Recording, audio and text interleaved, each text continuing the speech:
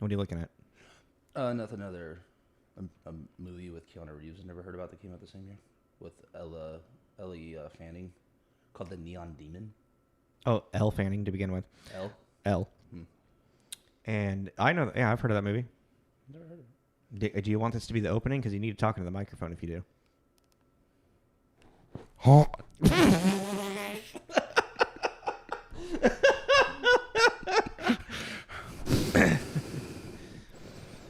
Yeah, that looks interesting. Anyways, hi. How's it going? Good. How you doing today? I think are we both kind of in like recovering from disassociation? Yee. Yeah. What a great movie to talk about with that. Jesus. Well, let's get into this, I guess. Okay. That works for me. I can't kick it off. This is Tommy. This is Jacob. This is Tommy and Jacob's mixtape.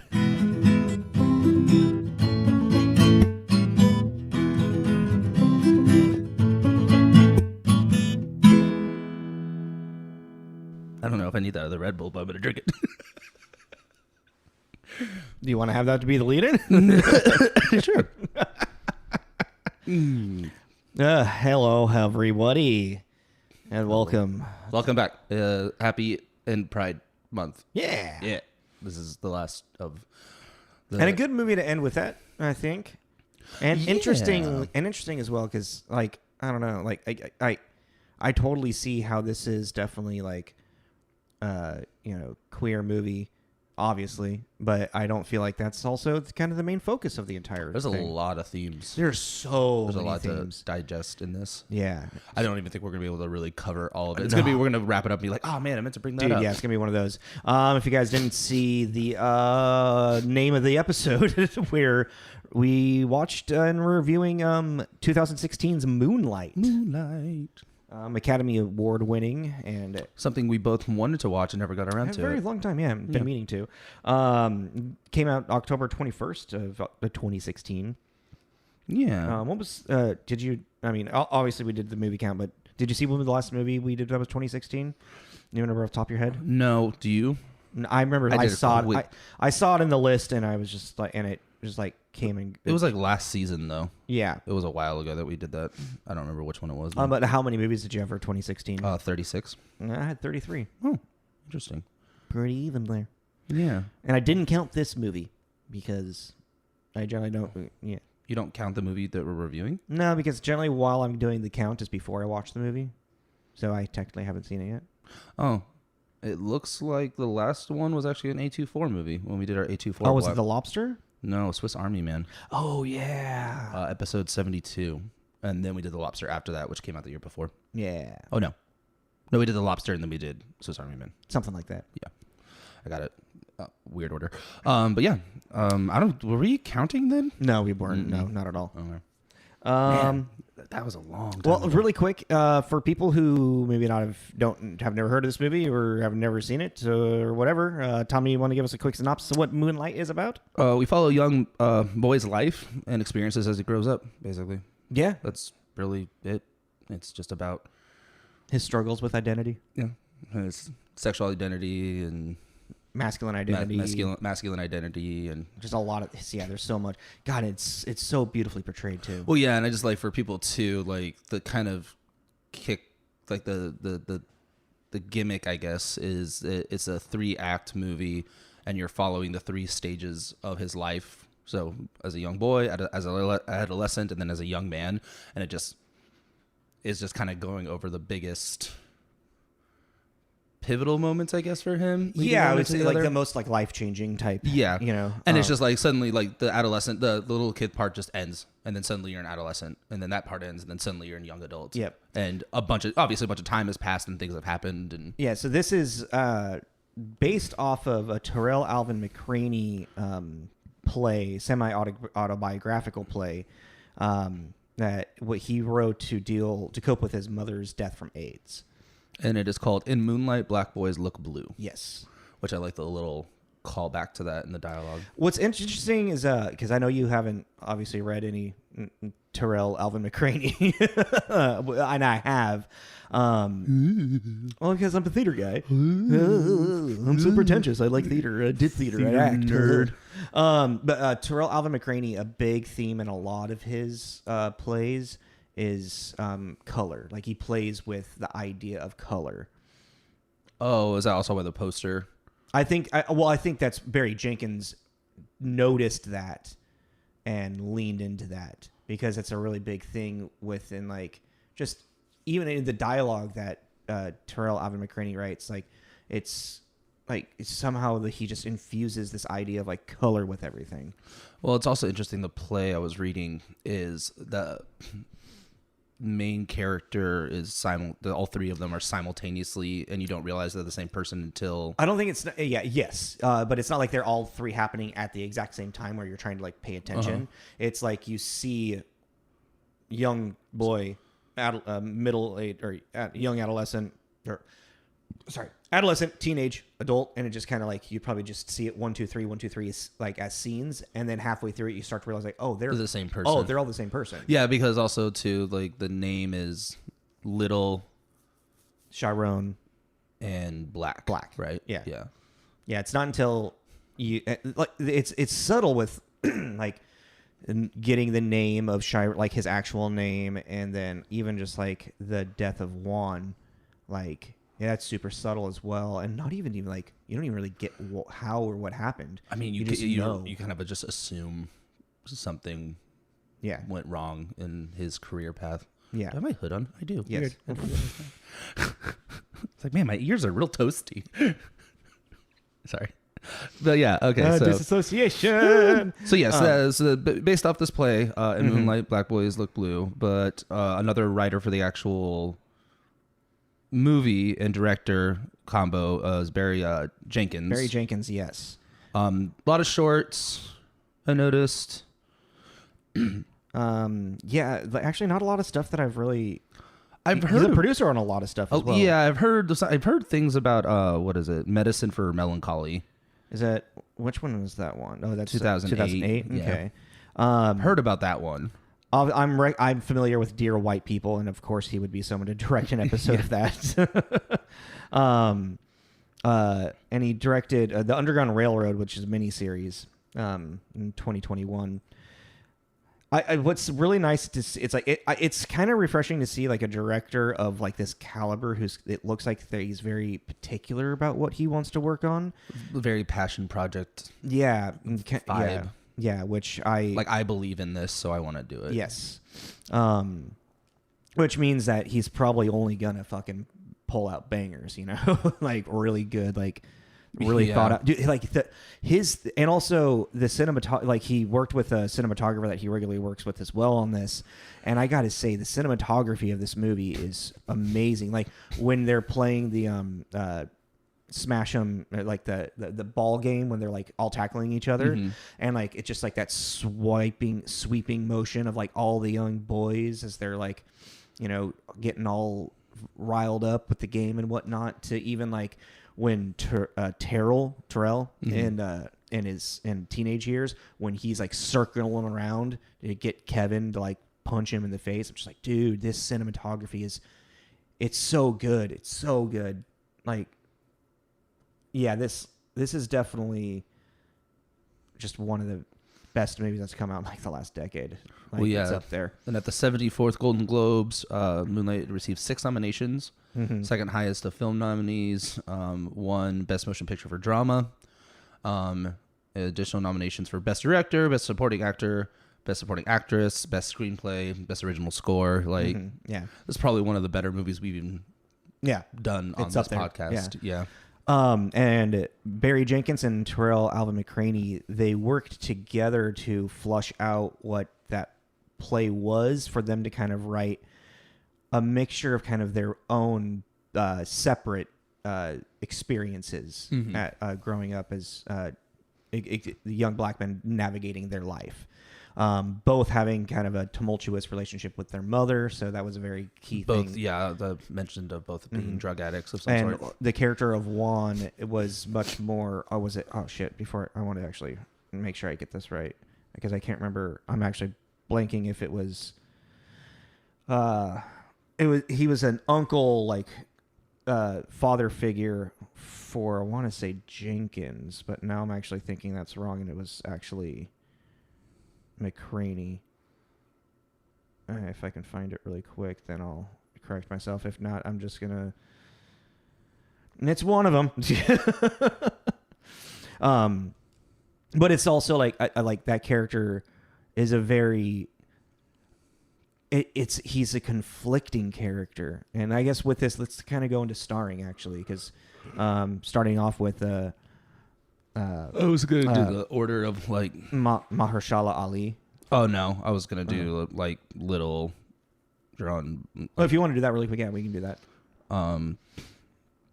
So our first act, little, Alex R. Hibbert, which a reoccurring character in a show called The Chi, was in Black Panther as a young. Yeah, I don't know what The Chi. I hadn't heard of that. No, I was saying yes to Black Panther. Oh yeah, but do you know what The Chi? No. Okay. Cool. He's a young kid. He's a young kid. It's like it's not. He hasn't been around long enough for a huge list. And then who was next? As teenage Jerome. Ashton Sanders, who's Jerome, was in Judas and the Black Messiah. Oh, I still need to watch that. Equalizer 2, Native Son, also young, so not the biggest list. And then for playing Black, the older version of Jerome. Trevante Rhodes, who I only really remember in Bird Box. Apparently, I never watched Bird Box all the way through. Actually, oh, it's interesting. I started it and I got bored. It's slow. Yeah, it's kind of slow. Yeah, I actually haven't. I haven't seen him in anything besides this now. And then apparently now in a movie called Mike about. Oh no, it's a series, and I correct me on that. There is actually something I have seen him in. Let me pull up his list. And apparently he's in The Predator, but I don't really remember. Yep, that's it. Yeah, and I was like Nebraska Williams. That's a great name. Yeah, United States versus Billie Holiday, which I was like, I didn't know they made one of those for Billie Holiday. I would be interested in checking that out. Yeah, but no, like actually, like because he's fucking built in this movie. He's ripped. Mm-hmm. And then I saw screen captures of him playing Mike Tyson. That's what he's doing. It's this Hulu series, Mike, that came out last year, and he's bigger. I was like, in this? I was like, holy. Well, I mean, shit. if you're gonna play Mike Tyson, dude, so. Right? Yeah, he did something right. Yeah, and he looks great as Mike as well. I really want to watch the show now just to see his performance as Mike Tyson. Is he gonna do the voice? He probably does. How would you not do the voice? It's Mike Tyson. It takes a little bit of that lisp. But anywho, so yeah, those are the three that play Chiron. And then going into the beginning, like the father figure, the uncle, or just father figure of this Mahershala Ali, who is fucking fantastic in this movie. And yeah, it's his. He's also really nice to look at. Yeah, he's very handsome. He's just a great actor. His character, and his character, it's such a conflicting thing because he is a positive, like, yeah, but he's also the root of the problem. Yeah, exactly. That's like he's such a conflicting character, and he performs it in it's with such grace of like battling between that two, especially at the end of chapter 1 with Little, Yeah. And it's like for such small amount of screen time and such a memorable performance, like him and both Naomie Harris, who plays Chiron's mother, who I was reading that Naomie Harris originally was reluctant to take the role because she was afraid of just playing some type of stereotypical black woman type idea. And then after having meeting with Barry Jenkins and Tarell, Alvin McCraney, I think specifically Barry Jenkins, and how close this character was written about the relationship with her mother and how much care was taken in creating this character. She felt comfortable doing it, and she was then excited to do the role, and did a bunch of research and watching addicts and having interviews with them and stuff like that to really just figure out what a crack cocaine addict would how they would act and where they would go and what their life would become. But you also kind of they did a really great job of kind of like kind of what we said in the beginning. There's so much of this movie that is just so subtle. So even watching Paula's spiral into the depth of addiction is so It's painful. And it's like nuanced. It's like very quiet descent, you know? And then until it's not. Until it's very like in your face. Yeah. But like this is random too, but with Ali, this is gonna, I don't know. This might They're fucking seen together. This might sound, I'm really now excited to see him as Blade. Dude, fuck yes. I'm like really excited to see. I'm like, you're gonna be a really good Blade. Like you're gonna be fucking terrifying. It was that. I thought you had another. No, okay, I'm just thinking because I was just thinking about Wesley Snipes as Blade and just those weird little moments they give him, or maybe he decided, I don't know, to be like comedic. Oh, like yeah. in the third one when he catches the baby. Oh, Gucci goo. Like, can we please get more? I want more of that. Like I want some of that in the new Blade movie. Anyways, anyone else for the cast listing? I was thinking where we at? Oh, Janelle Monáe. Who plays Teresa, who's Juan's girlfriend. And kind of like the positive mother figure for Sharon through the first 2 acts. Yeah, like even that is like, my name is Sharon, but they call me Little, and she's like, well, I'm gonna call you by like your given name or I'm gonna call you by real your name. Yeah. Yeah. God, the little part is the part that I like. Got me the most. The first act. I just wanted to give that kid a hug, dude. And that kid was wonderful, just like with his silence. Yeah, considering how quiet, like he really brought it. Where the fuck is that actor? Who? The one that played adult Kevin. Oh, he's towards the bottom. André Holland. Thank you. Yeah. And he. What else did he do? God damn it! So I like failed really hard to like write notes down, guys, and I apologize. He had a long week. I had a very long week. An actor in 36 Things. It says known for Selma, 42, and A Wrinkle in Time and then Moonlight are the 4 that immediately come up. American Horror Story was Matt Miller for 10 episodes. Who the fuck? What is? Yeah, wait, is that a new one coming out? No, this was 2016. Oh, okay. Matt Miller, American Horror Story. I don't know. He had worked with, I want to say somebody. I want to say it was Barry Jenkins who brought him into the role of adult kid. Like he read the script and that was like the role that he was immediately drawn to. Mm-hmm. Or no, he had done some Tarell Alvin McCraney plays. That's what it was. Oh, okay. Yeah, which that makes sense. Mm-hmm. Yeah. So that it's kind of. Yeah, I guess you can get into a review so we can actually get into like really talking about this movie. Okay. Heads up, there is one review that I'm going to read mainly because I didn't understand it, and I would like you to help me. Okay. Like, I do not have the intelligence to describe what we're doing here. 10 points of Gryffindor if you can name that movie. It's actually I know that quote. I'm just drawing a blank. Island of Dr. Monroe. Yeah, Monroe? Yeah. Island of Dr. Monroe. where Happy birthday, Mr. President. That's a very different movie. I think I downloaded the wrong movie. I've always wanted to start off like an EDM song with that. The Happy Birthday, Mr. No, President? I don't have the intelligence, and then have the drop right after. I always thought that'd be cool. Yeah, that would work. It would be cool. Okay, so on it's the journey that gets. I was like, it's the journey.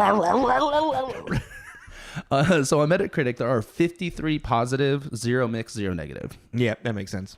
Are you going to start off with the one that you don't understand? Or No, I'm going to do the usual. Okay. Because the one that I didn't really understand is like technically a mixed because it's 75 out of 100. Okay. And then the lowest one is a 63 out of 100. Okay. So 100 out of 100, Bill Goody Kuntz at Arizona Republic. Moonlight is a minor miracle, a movie that mines beauty out of the ugliest situations and a glimmer of hope from heartbreak. Yeah, that's really, yeah. Yeah, like mines beauty out of the ugliest situations and a glimmer of hope out of heartbreak. I was like, yeah, I'll go with that. I agree with that sentiment. And then going all the way down. Got to go real down.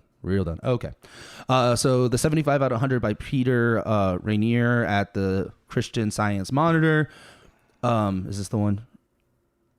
Yeah, this is the one. Okay. So few unexploitive movies are made about young black men, especially young black gay men. and the overpraise for this frail, sweet, discursive fantasia is understandable and forgivable. It's a beautiful film around the edges.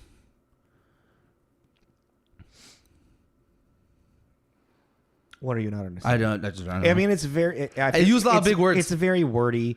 Read it one more time so I can actually like. So few unexploitive movies are made about young black men. So yeah, it's not exploiting the black experience or the gay experience. Okay. Yeah. Maybe okay. Especially young black gay men. And the overpraise for this frail, sweet, discursive fantasia is understandable. So the beginning of that statement is the overpraise for this frail. So he's saying that it's kind of like hyped up. Yeah. Okay. Of this like. Oh, okay. Yeah. It's understandable but forgivable because it is a beautiful film around the edges. Yeah. Okay. We got there. We did it. I was sitting there reading it out loud. It's like I think I understand. So sometimes when you're reading shit like that, you gotta like look at it as if you're having a conversation with the person or like the person that wrote it, and break it down into digestible bits like that, right? What we just did. Yeah, yeah. Like because that's definitely like I mean because I've read so many of like books that are more about like talking about sociological shit, you know, and sometimes you'll read a sentence and it just be like, what the fuck did they just say? Was that English? Yeah. And then the negative one is a 63 out of 100. Sam C. Mack at Slant. What tends to write Moonlight, even when Barry Jenkins' filmmaking drifts into indulgence, is the strength of his actors. I can kind of see what they're saying with that, but I think what his indulgence is what makes this movie a really beautiful. Yeah, and it's also not. And like indulgence is not the right word. That's what I was. But I can see why they're saying that. That's the wrong. That's their interpretation. Yeah. Of it, you know, I don't see it as indulgence. I see it as a gift, I guess. You know. Yeah, it's also because you just especially we've seen so many movie like directors, I guess, that are like really indulgent, like Tarantino. I was just thinking about Inglourious Bastards. Yeah. Like. It's a style and I love it for that type of thing, but that's to me indulgent. Yeah. Like the entire like theater scene at the end. No, or even like just the long drawn out, really intense, like back in like just all of Christopher Waltz's scenes of just like very intensely talking to one person and just being very smug. It's like Jesus. Anytime Kiddo's about to fight somebody. Yeah, like you're like, we get it. They're gonna fight. We got it. Cool. Yeah. I did notice something about Kill Bill that you probably did too, but we'll talk off mic because I'll start a whole tangent. But I noticed something. Okay. So remind me to bring it up. All right. I've been meaning to talk to you about it. Yeah. No. I mean, this movie. It's definitely an exploration of like. I mean, it's quickly described as a man struggling with a sexual identity and identity in itself. But it's very clearly very much like a black identity as well. Like, well, yeah. I mean, even if you were to go onto the for easy reference, just the wiki page, and you go to the themes thing. Oh yeah. Like when you drop down the menu, black masculinity, intersection of blackness, masculinity, and vulnerability, water, and food. Yes. And there's just a whole thing about all of that. I was really because with that theme, those themes with on Wikipedia. I was noticing the food part, and while I was watching, I was like, food's a very interesting and important part of this movie, and I found that very interesting. And then I was surprised to actually see that in the themes. I was like, oh, I got that. He threw it out there, and I caught it. You know what I mean? Well, yeah, and it's the subtlety, even the water thing. Yeah. Oh, I quickly catch on to water, like, because water is such a very common use for theme in a lot of movies. Well, I'm thinking about the bathtub scenes, just like very specifically. Him heating up the water to take a bath, and then there's also like just a shot. And he's bathing himself, but he's sitting there almost like a little kid waiting to be bathed by mom, and then he kind of like gives up and he kind of leans back and is like, okay, well, that's not going to happen. Yeah. Which is kind of which is interesting for you to interpret that way, and I really like that because it subverts the idea of what what water and generally, especially in that sense, represents for media in general, for film and whatnot. Because when you're bathing yourself, you're washing away the past and becoming anew. And what's happening is that what he's now doing is just soaking in his own blood. Well, like as opposed to the contrast of like the learning to swim scene with Juan. With Juan. Yeah. And Juan, oh, dude, it's just... God, he had such a great vibe. Yeah, well, like, and just the wisdom he's giving Chiron, like when he's talking, like, there's more black people out there than you think there is. Don't you ever forget that. No, and it's just like, it's like, dude, yeah. Well, yeah, there's just some really great dialogue, too, like, even when... he's kind of asking the questions about being gay and all this kind of stuff. And Juan, and it's like, I think you could take it either way, but I really liked that Juan was like, you don't need to worry about that right now. Yeah, no, exactly. Like, and he's not dismissing him. No, some people might take it that way, but I didn't feel that at all. No, he was just very, it's like, basically, he got other shit to deal with right now. Let's not worry about it. Well, because it starts off with him asking what a f it is. And how Juan is like, that's a term that people use to hurt people. Yeah, and his explanation of that was I don't know, like when Chiron asked that, I was like, dude, what's his answer gonna be? Well, yeah, like, and it's like, you know, like for context for people, like this young little is constantly being chased after school by his peers, and they're saying these awful things to him, and like they chase him into. He meets Juan basically because they chase him into like a crack den. Yeah. And Juan like sees that and he's like, this is not the place for you. And it's like, he's such an... Juan is like one also of those... his like the way that it's like also strangely representative, like how he gets into that. It's like he tears down a wall and climbs through a window to get to Chiron. And that's what he's doing through this entire time with Chiron, is he's breaking down walls. Well, it's also just Juan is just, in my opinion, like you said earlier, for having such little screen time, is probably one of the more interesting characters in this. Yeah. Because of that, like, of what he does, knows it's wrong, yet still does it, but is also trying to repair the damage while simultaneously creating the damage. Yeah. Well, it's indicative of kind of like how our culture and our society has trapped black people into that kind of like lifestyle on the street in a lot of ways. You know, have like the whole systemic racism of, you know, pushing black people down into poverty, into having to run drugs and stuff like that, you know? Well, it's also just like, yeah, but it's also just indicative of also, if you talk about the other end of the other side of the coin with the mother being an addict. Yeah. And just addiction behavior, you know, she's like yelling at him for selling the crack while she's smoking the crack. Right. And it's like, you're both not really in a good spot. No, right? You're not either in a good spot to have an argument about this. So yeah. But also, that scene is so palpable. Well, because then even him, that goes into that masculinity thing too. So he gets cussed out by this drug dealer gets cussed out by this woman when he's also like pissed off that they're smoking it next to where he sells it. Yeah. And then after he gets like cussed out, he has this moment where he's like taken aback of like she's right about what she's saying, but then he looks around to everyone watching. He's like, "What the fuck are you looking at?" Like, and he gets all like, you know.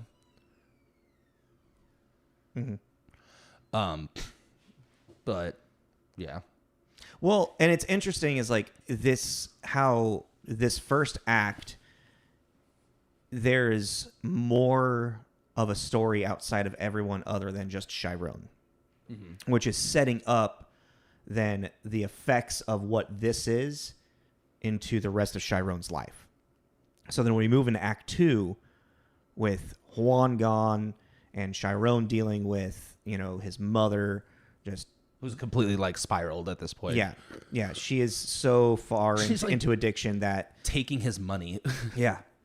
And just mentally abusing him in so many ways. Yeah. And also like really upset that he has this other kind of surrogate mother figure that's actually taking care of him. She's like, how's Teresa? Yeah. You know? And like knows that Teresa gives him money, feeds him, and lets him stay at her house and everything. Yeah. And when she's yelling at him to give her money, she's like, saying like, remember who your mama is. Yeah. It's like, you know, like blood is, you know.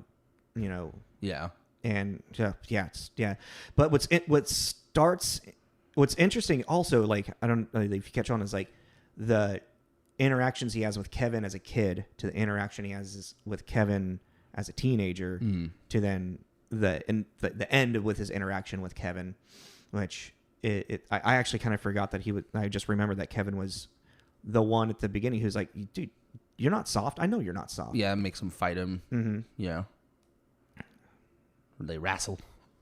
Yeah, interesting. A big thing that really stuck out to me with this film was its use of color, and specifically blue, which makes sense because the whole Moonlight. that's Moonlight and Black Boys look blue. Yeah, but also a big thing is like even Juan. He's talking about like that older lady that was Cuba, right? That's where he grew up. Yeah. He got the nickname Blue, and it's kind of like all of a sudden now blue becomes this symbol in the movie of when Chiron is going through something emotional or big or changing, like when he's walking through the hallways getting ready to go like hit Tarell with the chair. Did you see how much blue was surrounding him? And like they all of the trim in the school was painted blue. That was a crazy moment too. Yeah. We're like, oh shit. No, yeah. Like it's just the knocked his ass out. Put that guy in the fucking hospital. Yeah, probably. he did. Yeah. That dude was KO'd. And it's so interesting it's such a beautiful watch. Like it becomes so captivating, and I think that's what I really liked about this movie. Is like I was more taken away with the image, like the images were carrying me through this movie, and the story was kind of like the other thing that was like. Well, it's also like visually too. It was just so crisp. Yeah, it just really. Well, just actually, looked really good. This is a really interesting thing. Is each act they did a different lens to recreate ideas of different film stock. So where are we at here? So the first chapter, I don't know, I think they did more of like a widescreen, but the first chapter was filmed to emulate Fuji film stock to intensify the cast's skin tones.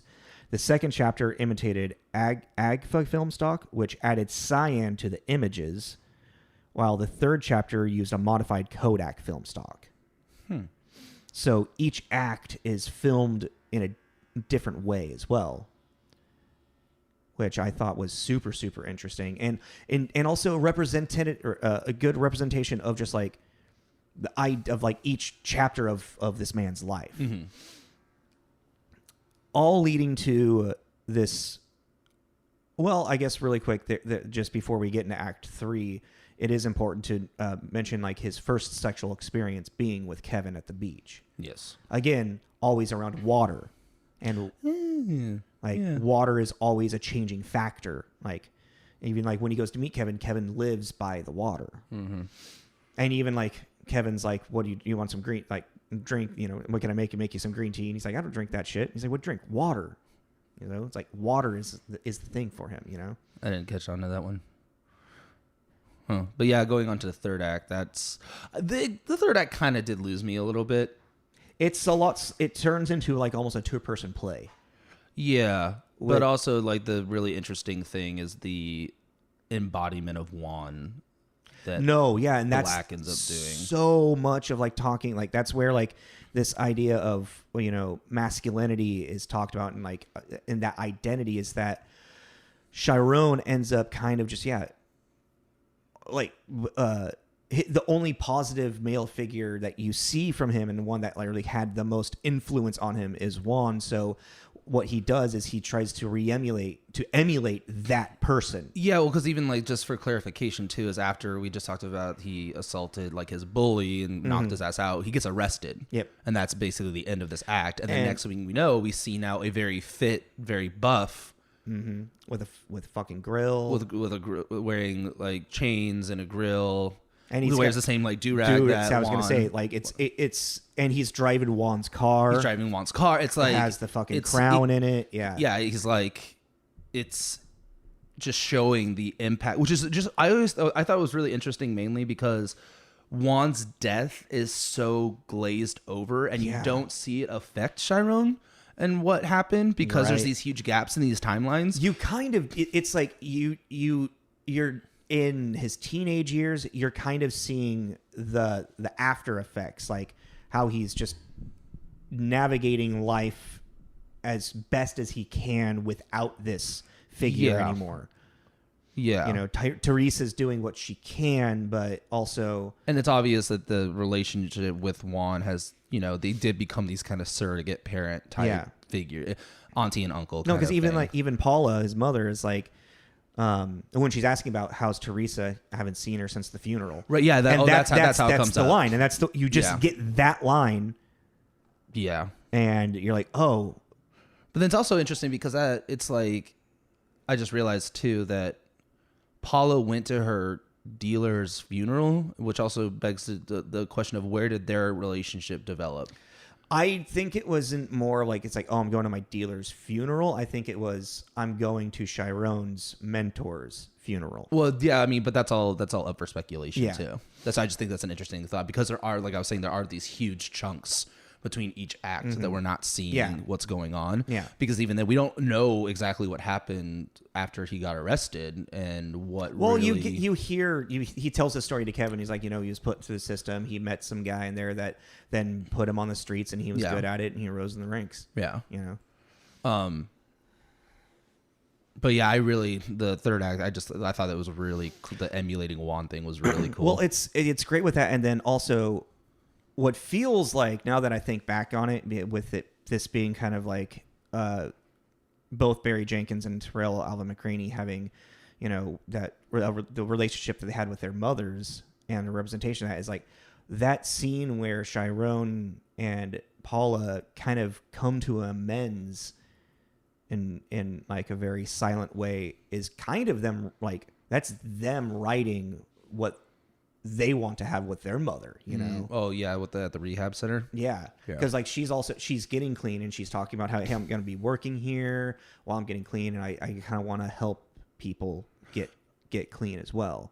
And something else that I noticed, and I just like a lot, and pretty much all medias, you know, you could talk about movies, video games, yada yada yada, but something that was really subtle that I really enjoyed was him lighting his mom's cigarette, because that was such.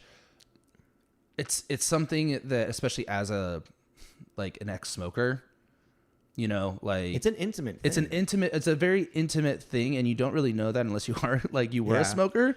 But you know, like your partner or whatever can't light it, so you take it and you light it and you give it back to them. It's a very intimate thing that you only know if you know. Yeah. And to throw that in there, that means that someone knows that, you know? Right. Yeah. And I just was like, oh, that's really, I never that specifically I never really thought of, but it's like that's such an important little, not important, but just a fun little detail to put into something. Yeah, it really makes it subtlety. It makes it feel alive, organic. Yeah, yeah. And I just thought that was really funny. That was like, no, only a smoker would really know that move. Like, oh, here, like, you know, let me help you. And then I was just like, oh, that was a really fun little thing just to throw in there. Yeah, it's like it's interesting to also like you get this who Chiron is. You know, with him like having his new kind of young protege who's like running the block and stuff, and he's like counting the money and he's like, yo, you're short, but then he's just fucking with him, which that scene kind of confused. I was like, wasn't sure if he was. He's like, you're short. Count it again. You calling me a liar? Oh, that weird fucking with him for some reason thing. It's like, was he at some? But as it ended, I was like, wait, is he just? I think that's a Juan move. Well, yeah, but that's where I'm confused. It's like, was the kid actually short and just didn't realize it? And Chiron's realizing like, oh, he really just doesn't get it, and just to pull back. I see, like backpedal out of it. Yeah, you know, no, I'm just fucking with you. Nah, don't worry about it. You know, if you're gonna be running on the street, you got to fucking be tough. People are gonna fucking talk shit to you. Yeah, that's a good point. Actually. It was an interesting. I was like, what was that? Yeah, I was really like this is also one of those movies. Like, I want to watch it again to catch things that you might have not caught on to. Well, or it could be also, you know, because of this, you know, he was this really skinny kid, and then he like bullied. He bulks up and like becomes, and that's one of the themes they talk about too, is that, you know, that one of the themes they were going for too is a lot of the time, especially black men will feel put down by the system, so a lot of the time they'll bulk up because it's something they can control. It controls their social status. So he bulks up like social status inside of the patriarchy. Yes. Yeah. So he bulks up like this to get this respect that he always wanted, but that doesn't necessarily mean that he is like maybe like what you're talking about is like he doesn't want to beat this dude up. Like it's all an act. He's doing this as like a defense mechanism. A defense mechanism. And that's like he's not actually an antagonist. It's like Chiron, he's from going to prison. It's like he as it kind of he says it'll kind of in his time with Kevin at the diner, because who Chiron was in the first two acts is so different who he is as black. And that's the thing is like that's his identity now is black. Yeah. And that's another thing that Juan even says at the beginning is that you'll get to define yourself when the time comes. Like you don't let other people choose who you are. You will choose who you are. That's what you need. That's what you need to do to survive type thing. Yeah. And so then black is that nickname that Kevin gave him. So it's this persona, this idea that Chiron creates is I'm going to be black, and I'm going to be this type of guy. And the only kind of type of guy I've ever known. Yeah. On an intimate level, in the sense of a non-romantic relationship. Yeah, exactly. A personal relationship. And you see Chiron having this persona and these like, you don't even think it's maybe walls. It's just like, this is who this persona. And then the phone call from Kevin and boom, he's immediately back into that. Can't only say a few words, very quiet, awkward, quiet, timid. Yeah, timid. That's the word for it. Very timid. Timid Chiron. And it's like, he's no longer black. He's now Chiron. And just him, then he goes and has his amends with his mother, and then just immediately, and that's the crazy, because he calls his mom out, and he's like, because she's fucking, telling him like, how can you be repeating the cycle? You're fucking out there selling again. We didn't move to Atlanta for you to fucking be doing this again, for you to just repeat this. And he's like, from all people, you? Yeah. And then, they have their, they make their amends as they can. And he just immediately just drives down to meet up with Kevin. And it just, and then Kevin makes the food for him. And that's the way watching Kevin, that entire scene of Kevin cooking that food it's such with care and intimacy. And a big thing that they brought up on the Wikipedia for the it's food also part shot is the nurturing. It is, yeah. Like the angles they use are also kind of, again, not, if you have an eye for it, I think you could say it's drastic, but it's pretty subtle, like honestly, but not at the same time, because the angles they're using are so. Well, think about this. The only times those angles were ever used was specifically with Kevin. And the first time when they're wrestling around, it's a little intimate when they make out, and he gives him a hand job at the beach, the movement of everything, and then again the cooking the food. Interesting. It is definitely a very thought out movie. Very thought out. And you can feel it. And in that sense, where I can see that final reviewer being like in his indulgence. Yeah. Okay, I get it. I get that more now. Really like dissecting it a little bit. God, this is a great movie. I'm a sucker though too. I'm just a sucker for great dialogue, and this movie has great dialogue, dude. And that's what I love, the final, like, when, like, and also Kevin, he went through the system, but he didn't come out the same way Chiron. Like, he was in prison. He came out, but like, I started cooking in there, and I just kind of took to it, and that's what I want to do. Yeah, and he also has a whole thing about being a father and how that really gives him a lot of purpose. Like, basically, he has a whole thing about how he wouldn't change anything. Which in another way is now fucking Chiron is looking at a man who is a parallel of himself. Yeah. Because he did all these changes, and this guy's like, no, I went through some similar stuff that you did, but I know who I am and what I want. And I'm not putting on this swan costume, basically. Yeah. No, did you also notice that when Kevin gets home and he changes into a blue shirt? I did notice that. The blue theme. Blue. I love that commercial. Okay. I don't know what you're talking about. Anywho. If you know, you know. And Excuse me. we got someone working next door apparently. Do you think you'll hear it that much? Yeah, 100%. If we can hear it in the headphones, we can hear it. Yeah, the people. How loud we hear it is how loud the audience hears it. So when you yell, you're really loud. Yeah. Well, that's also I have that getting compressed, so it doesn't. When we hear that pop, the audio like I fix that, so it doesn't hurt them. It hurts us. Andrew. Anywho, that's why I was like, as I finished this film, and I was like, okay, so yeah, like, because as Chiron finally breaks down everything, and he admits to Kevin, he's like, "You're the only man that's ever touched me like that, and like the only one." That's the last time he was intimate with anyone. Yeah, which I was like, that's crazy. That's yeah, it was like, holy crap. I know. And even Kevin had a fucking kid. Yeah, and it starts to like it that's where it's like, okay, so yeah, sexual identity is a big theme in it, but it's like it's so much more than just sexual identity. It's the struggle of identity through everything that Chiron has experienced. It's his entire identity, his masculine identity, his black identity, his sexual identity, like all of it. And then like with it ending with that just shot of Little on the beach in the moonlight looking back, and it's like he's back as Kevin is just sitting there holding him. He's back into just that innocence, and him and Kevin, and he can have that innocence with Kevin and be his true self.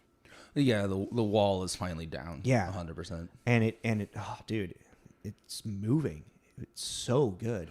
Yeah, the whole ending, I was like I said, I was kind of checked out until the very, very end, like the last shot. And then I was like, okay, like, I don't know if I got too invested in like the Little storyline. Well, because I mean, if you break it down, if you look at the 3 acts separately, the Little story, it's more about seeing, it is about Little, but it's also about Paula and Juan and how their relationship is affecting Little, you know, because that's the only time that you actually have after that you're following Chiron 100%. You're never seeing in a scene that Chiron is not in. Well, no, then also with the second act, there's a lot more. It's Chiron and Mom, a lot more development on that, and then him and Kevin, a little bit with Teresa. Yeah, brief, just kind of like. That's in there to be like they still have a relationship, even with Juan not being there anymore, having passed away. And then moving forward into Black, and that's just now this representation of who he. I mean, it's such a left turn of like what the entire like feel and like aesthetic of this movie has been, for it to end in this part, or to present this. And then see how he changes through that. It's so fucking good. That's all I can. It's like, yeah. I don't know what else really to kind of discuss. Oh, yeah, I forgot that this is also an A24 movie. Mm-hmm. When that came up, I was like, fuck. Well, I mean, it's A24 is the distributor. Yeah, no. Yeah. But I just was like, because of what we were talking about off mic, I was like, how weird are we going to get right now?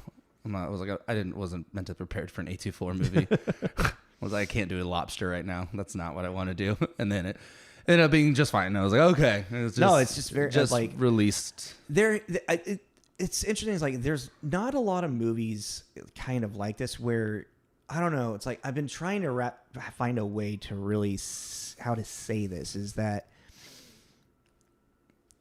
You're not really going on the journey with Chiron. You're more just kind of watching the experience. Mm-hmm. And you kind of feel like it's a tale being told to you.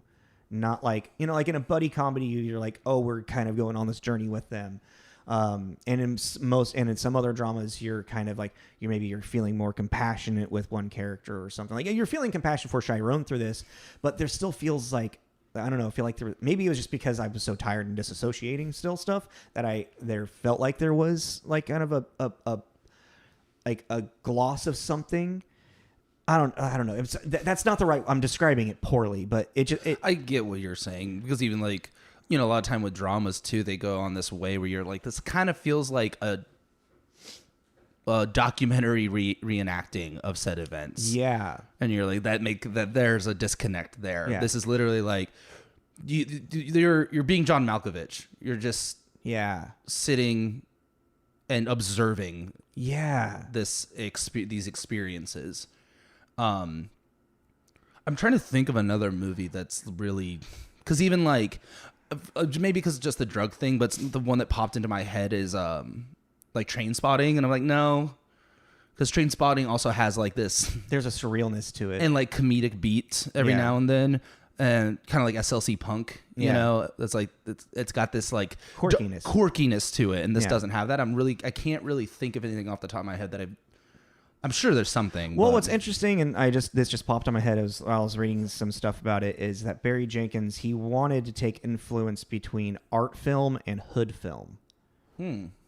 And so essentially, I mean, I guess he wanted to make an art hood film, you know? Yeah. and he fucking succeeded with that. And that might be what it is. Like, it's very unique and new and fresh. And I don't think there's not going to be a lot of films that can really capture the feel and aesthetic of what this movie did. And I think part of that has to also probably do with Tarell, Alvin McCraney's like influence, you know, because his plays are super kind of like they feel in this vein as well. So, well, and it's also interesting too that this movie, I mean, at the grand scheme of things, it's not that long, but this movie came out 7 years ago, and it feels like it came out yesterday. I thought it came out like 2019, 2018. Yeah, I did not realize that it was as old as it is. Yeah. But I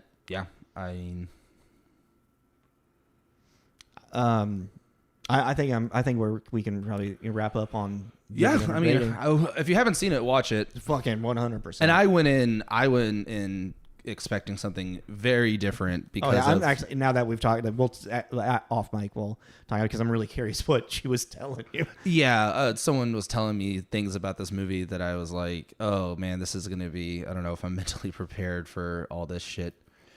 I mean, still, it's sad. Yeah. This movie's sad. This movie's very sad. It is. But it's also the review. But it's not like sad. It's a different kind of sad. The first review I read really, I think, hits it a nail. You want to reread that actually real quick? Yeah. Who was that again? There's a 100 out of 100. Yeah, there's a lot of 100 out of 100. Oh, okay. Yeah, I wrote it down. I just don't like my handwriting. Bill Goody Kuntz at Arizona Republic. Moonlight is a minor miracle, a movie that mines beauty out of the ugliest situations and a glimmer of hope from heartbreak. And it's like, yep. Yeah. That's it right there.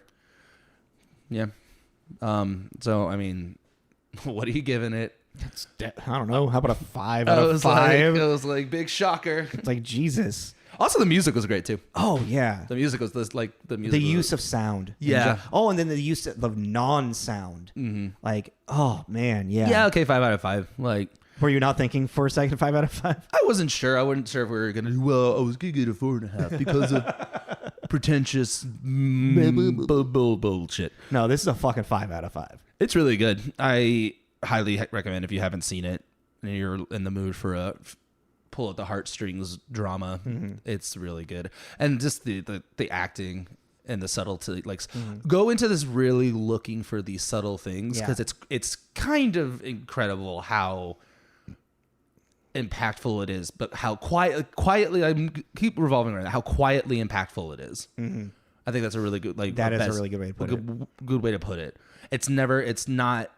It's such a like a hypocrisy in a weird way because it's so not in your face, it's in your face, and it's so quiet it's loud. You know what I mean? Like, it's like, I don't know.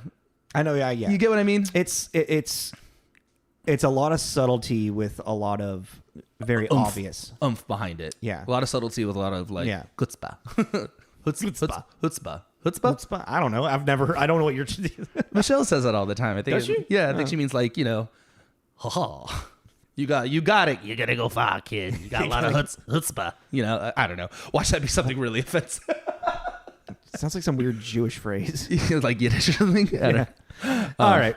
Yeah. Fuck. I don't remember what we're doing doing next week. I can look it up real quick. I have my calendar open anyways. Are we doing the? Oh, we're doing Enemy Mine. Oh yeah. We're going into what are we doing? sci-fi. We're going back into like our usual stupid shit. Yeah. It's no stupid movie. Enemy Mine and I don't know. what did I pick? I can't remember. Because I haven't really seen Enemy Mine or haven't for a very long time. Yeah, we're going back to the. I've seen. He hasn't seen. It doesn't matter. So next we're doing Enemy Mine, and then we're doing whatever the hell I pick. Oh, and Virtuosity. Oh yeah! Fuck yeah! I'm stoked about that. You're gonna hate it, or you're gonna love it. Yeah, okay. It's gonna go. It's one of those. It's not gonna be a middle. But I'm stoked. All right, cool. I just realized that following Moonlight, which has a bunch, obviously a huge theme of blackness and black identity, and Enemy Mine is nothing but a metaphor for racism. It's Dennis Quaid, right? Yeah. All right. Well, join us next week for that. It's science fiction. Yeah. Yeah. So yes, like, subscribe. Let us know what you thought of this movie. We always like to hear from you. So yeah, I guess that's good. So 5 out of 5 for Moonlight. 5 out of 5. 5 carrots. My brain just kind of shut when. All right, cool. This is Tommy. This is Jacob. This is Tommy and Jacob's mixtape. Nap time.